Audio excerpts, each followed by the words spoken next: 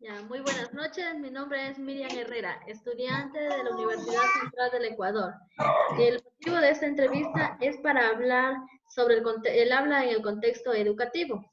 Para lo mismo que tengo como invitada a la licenciada Caterine Vázquez, docente de la Escuela Rafael Cruz Ceballos. A la misma que le pido que me dé su consentimiento para comenzar con esta entrevista y para que sea grabada. Muy buenas noches. Por mí puede proceder en lo que sea necesario para que realice su trabajo. Gracias, licenciada. Antes de empezar, quiero comenzar definiendo lo que es el habla. El habla es la realización de una lengua, es decir, el acto individual por medio del cual una persona hace uso de una lengua para poder comunicarse, elaborando un mensaje según las reglas y conversaciones gramaticales que comparten con una comunidad lingüística. Licenciada, por favor, me ayudaría respondiendo a las siguientes preguntas. La primera pregunta: ¿cuál es la importancia del habla en el proceso educativo para usted?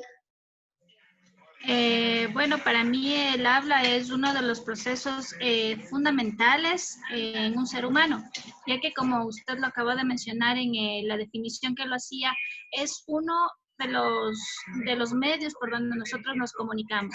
Y en el proceso educativo es bastante fundamental, ya que depende el habla que uno vaya adquiriendo aún los estudiantes, va a ayudar en el proceso de aprendizaje que se presente en posterior. Hablaríamos directamente cuando el niño ya empieza en el proceso de lectoescritor. Como el niño habla, le va a ayudar a escribir y a leer. Muchas gracias, licenciada. La siguiente pregunta: ¿qué características del habla debe tener un docente? Un maestro debe ser bastante claro, debe ser muy comunicativo, debe hacerse entender y sobre todo debe utilizar un lenguaje acorde a la edad que esté trabajando, ya sea necesario, no es igual el lenguaje de un niño con un joven. Por eso es importante que el maestro sepa comunicarse claramente acorde a la edad del grupo de estudiantes que esté manejando. Gracias por tu respuesta. La tercera pregunta: ¿qué técnica utiliza con sus estudiantes para mejorar el habla?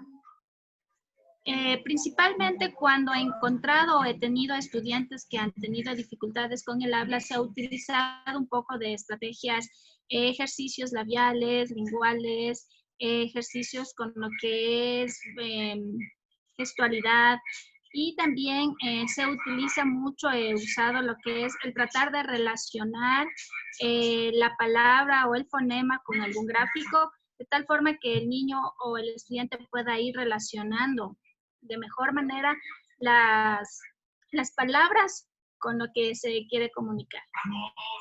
Gracias. ¿Y qué tipo de habla es el que más aplica con sus estudiantes? Generalmente he trabajado con niños de básica elemental, casi siempre de segundo, primero y tercer año. Yo manejo con ellos mucho lo que es el lenguaje gestual y el fonético relacionado con pictogramas, ya que eso les ayuda mucho a ellos en el proceso que empieza, ¿no? Esencialmente en lo que es el segundo año, los niños recién adquieren el proceso lector-escritor. Entonces se relaciona mucho la grafía con el fonema y los pictogramas. Ya. En su experiencia como docente, ¿ha tenido casos de estudiantes con trastornos del habla? He tenido varios casos que se me han presentado, en el cual se ha conversado con los padres de familia para que busquen, de ser necesario, ayuda profesional. También se les ha enviado actividades que pueden realizar en casa y se les da apoyo en el establecimiento. Además de hacerles conocer la importancia que es al pequeño siempre desde el inicio hablarle claramente para que ellos realmente ellos su aprendizaje del habla lo imitan y inician imitando lo que escuchan de los adultos. De ahí nace la importancia de que nosotros les hablemos con claridad, sin diminutivos o sin mimos. Entonces es muy importante tomar esas recomendaciones. Gracias, licenciada, por sus preguntas, por sus respuestas, perdón. Adicional a esto, una recomendación que usted me pudiera dar para, para poder, como técnicas de lenguaje, en mi formación como docente. A usted como maestra, generalmente en el proceso de nosotros como maestros nos vamos a encontrar con muchos casos donde los niños vienen inicialmente con problemas, como digo, a veces en la adquisición, cuando ellos están adquiriendo, no se supo tomar las correcciones adecuadas y van arrastrando en el transcurso de los años. Incluso eso se ve ya cuando el chico ya es un adolescente o es una persona adulta. Por eso es importante corregirlas a tiempo, detectarlas, tratar de dar.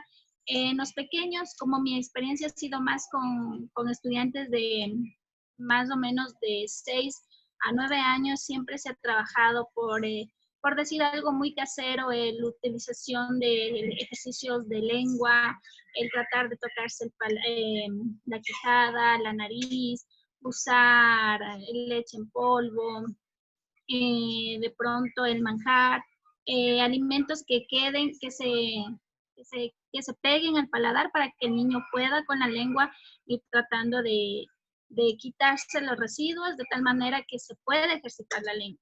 Y también el poder hablarles claramente y cuando hay alguna situación donde el niño no entienda o se le confunda el sonido, tratar de relacionarlo con un dibujo que sea muy, muy conocido para él, para que se venga a relacionar y a familiarizar mucho más con cada letra o con cada fonema que él vaya teniendo la dificultad.